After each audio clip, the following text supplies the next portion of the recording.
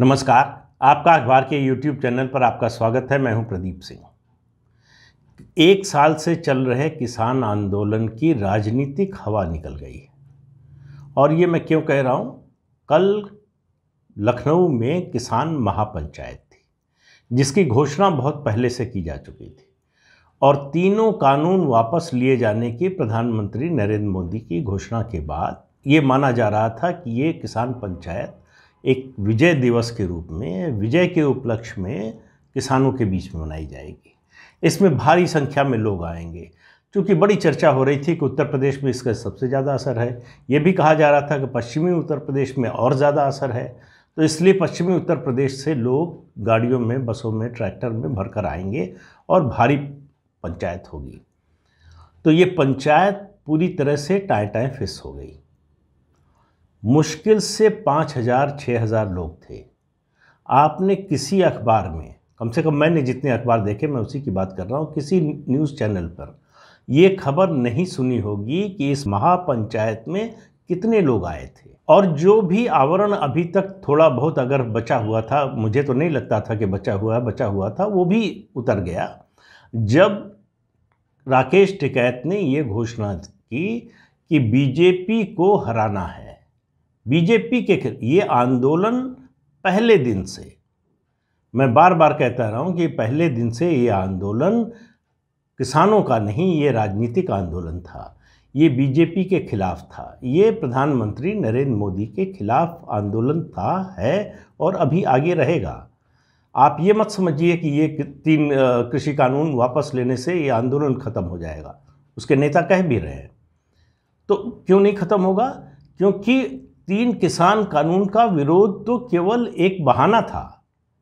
असली मामला है राजनीतिक लड़ाई का। असली मामला ये है कि जो बीजेपी के विरोधी दल हैं, विपक्षी दल हैं, उनके नेता अपनी राजनीतिक लड़ाई खुद नहीं लड़ पा रहे हैं, तो किसानों का सहारा लिया गया। किसान, अन्नदाता और जाने क्या क्या, ये ऐसा सेंसिटिव मुद्दा है कि कोई भी सरकार हो, किसानों के खिलाफ असंवेदनशील होने का जोखिम नहीं ले सकती। किसानों के खिलाफ कोई सख्त कार्रवाई नहीं कर सकती। उसका क्या असर होगा, वो क्या रूप ले लेगा, ये पता नहीं होता। और इस आंदोलन में खतरा और ज़्यादा था, और ज़्यादा खतरा था इसलिए कि इस आंदोलन को सिखों के विरुद्ध बताया जा रहा था। पूरी जो पेशबंदी थी वो ये कि आंदोलन दरअसल पंजाब के सिखों को, खास तौर से जट सिखों को एक तरह से ख़त्म करने का, उनका जो आर्थिक साम्राज्य है उसको ख़त्म करने का प्रयास है ये तीनों कानून। और इस बात की पुष्टि इस बात से होती है कि अकाल तख्त के ग्रंथी ने बयान देकर कहा है कि इस पूरे आंदोलन के दौरान ये माहौल बनाया जा रहा था कि जैसे सिखों और हिंदुओं के बीच में झगड़ा हो रहा है या उनके बीच दूरी आ रही है, वैमनस्य हो रहा, इस रूप में इसको पेश किया जा रहा था। तो आप इससे अंदाज़ा लगा लीजिए कि इस आंदोलन का मकसद किसी भी दिन, किसी भी हालत में ये 3 कृषि कानून नहीं थे। अगर ये 3 कृषि कानून होते तो अब तक ये आंदोलन समाप्त हो गया होता, कम से कम प्रधानमंत्री की घोषणा के बाद। अब इसमें नई मांगें जुड़ रही हैं। अब ये दावा किया जा रहा है कि एमएसपी का हमारा जो मुद्दा है वो तो पहले से था। एमएसपी का मुद्दा जब से 60s में एमएसपी की व्यवस्था चालू हुई है तब से है। कोई आंदोलन एमएसपी पर आपने सुना किसानों का? 5 जून 2020 को जब अध्यादेश आया इन 3 कृषि कानूनों के बारे में, उसके बाद ये आंदोलन की रूपरेखा बनी, आंदोलन शुरू हुआ। तब तक एमएसपी की मांग को लेकर कोई आंदोलन हुआ हो, कोई बताए, किसी को याद आता हो? अब एमएसपी का मुद्दा इसलिए बनाया जा रहा है कि एमएसपी पता है कि ये असंभव है। अगर कल राकेश टिकैत मुख्यमंत्री बन जाएं, गुरनाम सिंह चढ़ूनी मुख्यमंत्री बन जाएं, पहले भी बात कही थी मैंने, तब भी एमएसपी नहीं लागू कर सकते। एमएसपी लागू करने का मतलब है कि इस देश की पूरी अर्थव्यवस्था को ख़त्म कर देना, जितने विकास के कार्य हैं सबको ख़त्म कर देना। ये एमएसपी का क्या है पूरा गुणागणित जो है, ये किसी अलग वीडियो में मैं आपको एक दिन विस्तार से बताऊंगा। लेकिन अभी जो मामला है वो ये है कि 2022 ये जो उत्तर प्रदेश और पंजाब और उत्तराखंड, वैसे चुनाव तो मणिपुर और गोवा में भी हो रहा है, लेकिन इन 3 राज्यों में बीजेपी को हराना इस आंदोलन का मकसद है। और जिन लोगों में, जिन राजनीतिक पार्टियों में, नेताओं में अपनी शक्ति नहीं बची है, वो किसान को ढाल बनाकर ये लड़ाई लड़ रहे हैं। तो ये आप मान कर चलिए कि आने वाले दिनों में इसमें मांगें और जुड़ती जाएंगी। बहाना चाहिए उनको ये दिल्ली की सीमा पर बैठे रहने का। उनको कोई ना कोई कारण चाहिए। मान लीजिए, तर्क के लिए मान लीजिए कि अगर कल ये जो 6 मांगें नई आई हैं, 6 की 6 सरकार मान ले तो 6 और आएंगी।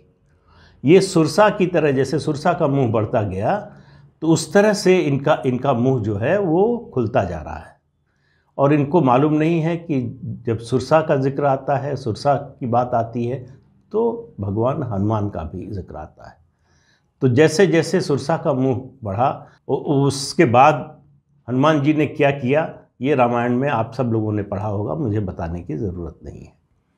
तो वो उस दिन का इंतज़ार कीजिए जब इस सुरसा के मुंह को बंद किया जाएगा। मुझे नहीं मालूम है कि वो कब आएगा, लेकिन 2022, वैसे तो जो आंदोलन चलाने वाले हैं उनकी मंशा इसको 2024 तक चलाने की है, क्योंकि ये मोदी को उखाड़ने का आंदोलन है। इसमें हर तरह की शक्तियां शामिल हैं। इसमें वो जो लेफ्ट लिबरल बिरादरी है, जो पिछले 7 साल से एक तरह से बौखलाई हुई घूम रही है, जो बेरोज़गार हो गई है, जिसके सारे आय के और दूसरे साधन जो हैं वो बंद हो चुके हैं, उनकी तकलीफ़ है। जो सत्ता से बाहर हो गए हैं उनकी तकलीफ़ है। जो सत्ता से बाहर हो गए हैं डेमोक्रेसी में, वो अपनी लड़ाई लड़ें, फिर से जीतने की कोशिश करें, इसमें तो कोई समस्या नहीं है। लेकिन ये जो है प्रॉक्सी वार है असल में, जो पाकिस्तान आतंकवाद के मामले में चलाता है, दरअसल ये किसान आंदोलन राजनीतिक दलों का प्रॉक्सी वार है। उसके जरिए, इस प्रॉक्सी के जरिए जो है वो अपनी लड़ाई लड़ने और जीतने की कोशिश कर रहे हैं।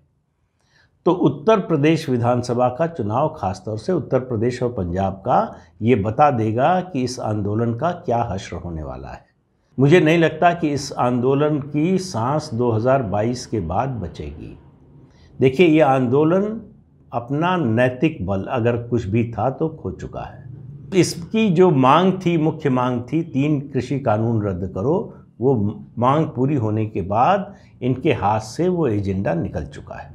पंजाब की बात करें, पंजाब में जो कांग्रेस पार्टी लगातार अपनों से जूझ रही है, उस पर एक नया हमला हुआ है।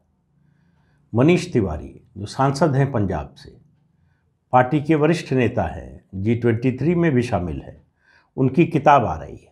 उनकी किताब में हमला है अपनी ही सरकार पर, उस समय जो मनमोहन सिंह की सरकार थी, कि 26/11 जो मुंबई का हमला हुआ, उस समय सरकार को सेना को खुली छूट देना चाहिए था, जो नहीं दिया गया।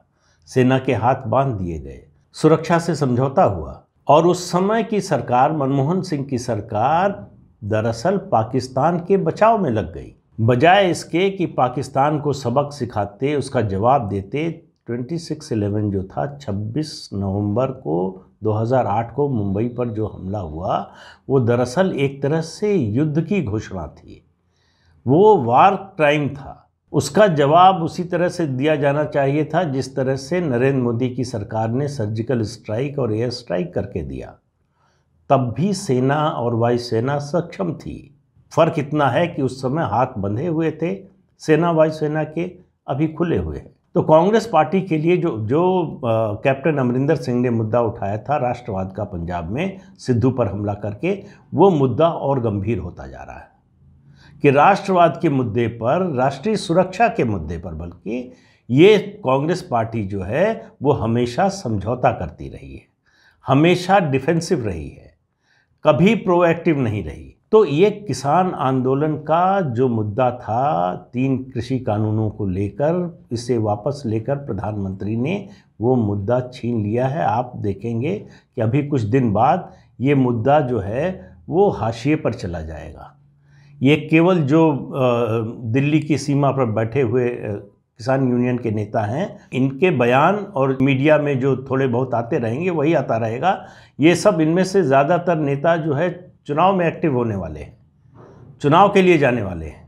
और राकेश टिकैत हों, गुरनाम सिंह चढ़ूनी हो, दर्शन पाल सिंह हो, योगेंद्र यादव हो, चाहे जितने ये नेता तथा कथित किसान नेता हैं, इन सबको अपनी राजनीतिक हैसियत इन 5 राज्यों के चुनाव नतीजों के बाद पता चल जाएगी।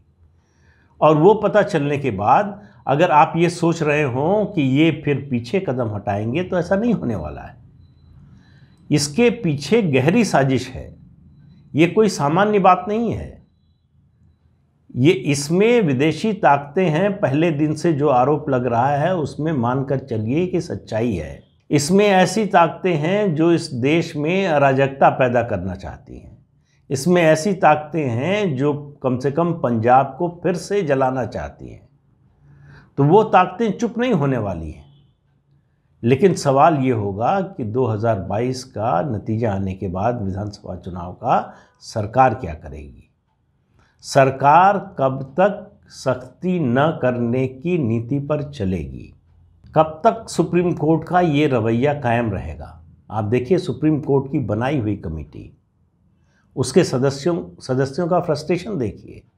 वो कह रहे हैं कि चाहे जो हो, हमारे खिलाफ जो भी एक्शन हो, हम इस रिपोर्ट को अब खुद जारी करेंगे। सुप्रीम कोर्ट 8 महीने से उस रिपोर्ट पर बैठा हुआ है, कोई चर्चा नहीं, कोई जवाब नहीं। और इस कमेटी के लोगों की जितनी बातें अब तक सामने आई हैं, उससे जाहिर है, स्पष्ट है कि ये तीनों कानून भारत की कृषि व्यवस्था, अर्थव्यवस्था के लिए फ़ायदेमंद थे। इनको वापस लेने का कदम, उससे कृषि को और आर्थिक सुधारों को बड़ा धक्का लगा है। सवाल ये है कि ये बात तो राजनीतिक दल इतनी आसानी से समझने वाले नहीं। सभी राजनीतिक दल एक ही भाषा समझते हैं, और वो वोट की भाषा है। तो क्या वोट की भाषा जब 2022 में पता चलेगी तब इसे मान लेंगे? मुझे आशंका है। क्योंकि आप देखिए, हार के बाद, हारना कोई बुरी बात नहीं है, हार से सबक लेकर अगर आप अपने को सुधारते हैं, अपनी गलतियों को सुधारने की कोशिश करते हैं, तो हार आपके लिए अच्छी साबित होती है। लेकिन यहाँ जो हम देख रहे हैं पिछले कुछ सालों से, कि हारने के बाद वो ज़िद और बढ़ जाती है, अपने उस गलत स्टैंड पर, बयान पर, उस रुख पर कायम रहने की ज़िद और बढ़ जाती है। तो ये ऐसा वर्ग तैयार हो गया है राजनीतिक दलों का, पार्टियों का, जो अपने ही पैर पर कुल्हाड़ी मारने के लिए तैयार है। तो वो क्या करते हैं, ये तो उनकी मर्जी है, उनकी इच्छा है, उनका फैसला है। लेकिन बात यह है कुल मिलाकर कि इस समय देश में राजनीतिक लड़ाई का स्वरूप बदल गया है। उस लड़ाई ने अब एक नया रूप अख्तियार कर लिया है, प्रॉक्सी पॉलिटिक्स का।